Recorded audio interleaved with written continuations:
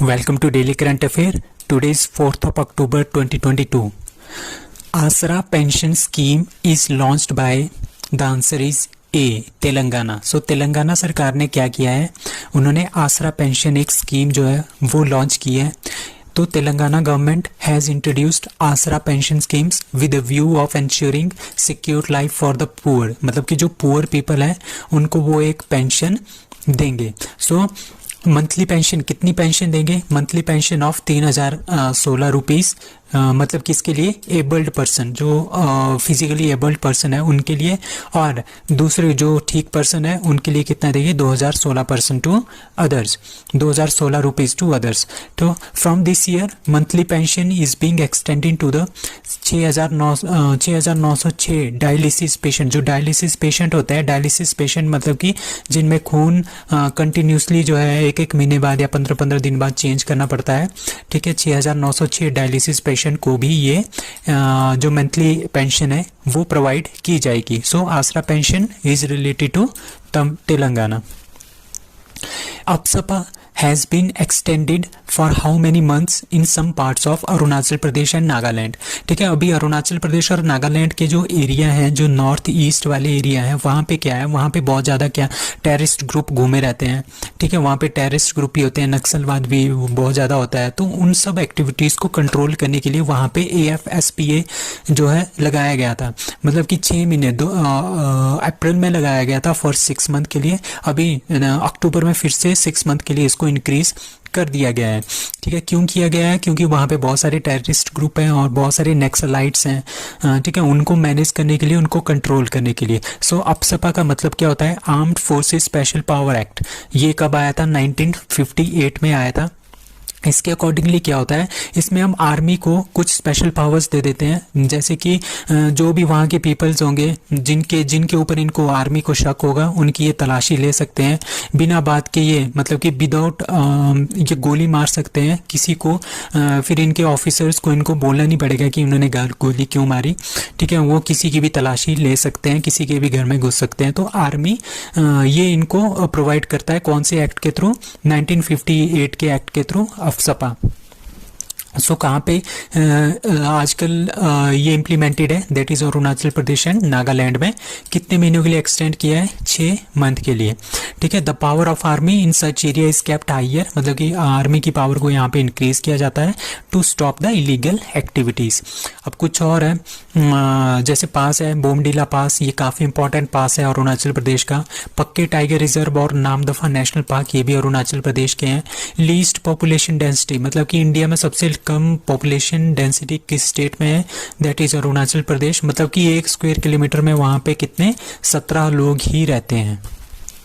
So according to India Tourism Statistics 2022, which Indian state got highest number of foreign tourists in 2021? ठीक है, तो अभी क्या हुआ, जो इंटरनेशनल टूरिज्म डे था 27 सितंबर को, उस दिन क्या हुआ, इंडिया टूरिज्म स्टैटिस्टिक्स 2022 निकाला. इसके अकॉर्डिंगली ये जिसमें ये बताया गया कि 2021 में सबसे ज़्यादा टूरिस्ट जो है किस स्टेट में आए हैं? That is Maharashtra. तो दूसरे नंबर पे है तमिलनाडु. सो यूनियन टूरिज्म मिनिस्ट्री ने बोला है कि महाराष्ट्र सबसे पहले नंबर पे है, तमिलनाडु दूसरे नंबर पे है 2021 में जो टूरिस्ट आए हैं. ठीक है, महाराष्ट्र में 1.26 मिलियन पीपल आए थे फॉरेन से घूमने के लिए, और 1.23 मिलियन किस में आए हैं? तमिलनाडु में आए हैं. ठीक है, तो ये किसने रिपोर्ट, ये हमारे पास जो रिपोर्ट है ये वाइस प्रेसिडेंट जगदीप धनखड़ जी ने पेश की थी on world tourism day, that is on 27 सितंबर. ठीक है, अभी क्या है, 2021 में क्या हुआ, वहाँ पे कोविड-19 की रेस्ट्रिक्शंस भी थी इंडिया में, तो इसकी वजह से क्या हुआ, थोड़ा सा कम रह गया. ठीक है, 1.52 मिलियन टोटल जो पीपल आए थे बाहर से आए हैं. That is 1.52 million people as compare to 2.74 million people in 2020. ठीक है, मतलब कि 44.5% की नेगेटिव ग्रोथ जो है हमारे टूरिज्म में 2021 में रही. क्यों रही? क्योंकि ये कोविड-19 के प्रोटोकॉल्स की वजह से. So which ISRO scientist elected as vice president of international astronomical Federation. अब हमारे पास इंटरनेशनल एस्ट्रोनॉमिकल फेडरेशन है जिसमें बहुत सारे देशों के जो एस्ट्रोनॉमर्स है, साइंटिस्ट है, वो मिलके एक फेडरेशन बनाते हैं, उसको बोलते हैं इंटरनेशनल एस्ट्रोनॉटिकल फेडरेशन। इसमें एक इसरो के जो एक साइंटिस्ट है उसको वाइस प्रेसिडेंट जो है इलेक्ट किया गया है। He is doctor Anil Kumar. So ये साइंटिस्ट है इसरो के, ठीक है।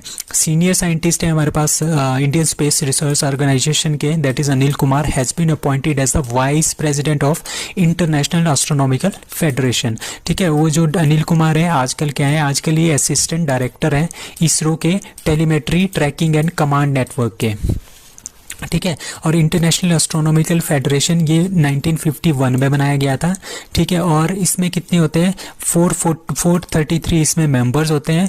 कितने देशों के, 72 देशों के, मतलब कि 72 देश मिलके क्या बनाते हैं, international astronomical federation. Who has been named as new DGs, Director Generals of CRPF and ITBP? So answer is A, that is सुजय लाल थायसेन, इनको बनाया गया है CRPF का डायरेक्टर जनरल, और अनिश दयाल सिंह को बना दिया है ITBP का डायरेक्टर जनरल। अब CRPF कब बनी थी, 1939 में बनी थी, और ये अंग्रेजों ने बनाई थी, तो इनका इसका पहले नाम था क्राउन रिप्रेजेंटेटिव पुलिस। अब CRPF का 1949 में इसका हमने नाम चेंज कर दिया, एक्ट 1949 में इसको बोला सेंट्रल पुलिस रिजर्व फोर्स। और ITBP हमने कब बनाई थी, जब हमारे पास चाइना के साथ वॉर हुआ था, उसके बाद हमने बना दी थी 1962 में ITBP, that is Indo Tibetan border police, मतलब कि इंडो तिब्बतन एरिया को ये क्या करती है, सर्व करती है। Now which state government hikes ST reservation from 6% to 10%। अभी एक रिजर्वेशन हमने कुछ दिन पहले पढ़ी थी कि एक स्टेट ने 77% जो है रिजर्वेशन कम की है, दैट इज झारखंड। टोटल जो रिजर्वेशन वहाँ पे है वो है 77%। कैसे हुई, उन्होंने OBC का कोटा पहले 14% था, उसको उन्होंने इंक्रीज करके 27% किया था, दैट इज झारखंड। बट अब क्या किया है, एक और गवर्नमेंट है दैट इज तेलंगाना। तेलंगाना ने क्या किया है, अपनी जो ST रिजर्वेशन है, शेड्यूल ट्राइब की रिजर्वेशन है, वो 6% थी, उसको उन्होंने 10% जो है इंक्रीज कर दिया 10% तक। किसमें, कहाँ कहाँ पे अप्लाई होगा, एजुकेशनल इंस्टीट्यूशनल में, और जो गवर्नमेंट जॉब्स होगी उसमें ये अप्लाई होगा, ठीक है। In the latest order has increase the reservation. तो टोटल रिजर्वेशन यहाँ पे जो तेलंगाना में हुई है दैट इज़ 54% हमारे पास तेलंगाना में रिजर्वेशन है, और 77% सबसे ज़्यादा कहाँ पे है, that is Jharkhand. Now operation Garuda to dismantle drug network is launched by that is CBI।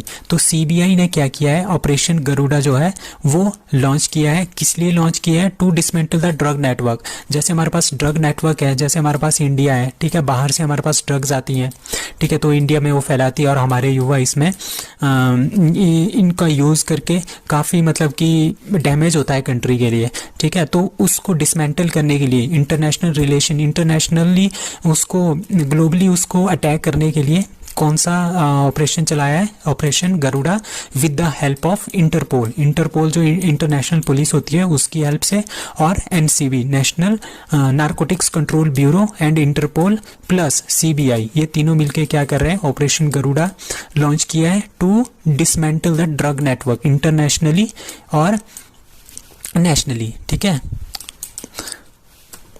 Now, Nobel Prize 2022, who won the Nobel Prize in Medicine? That is A.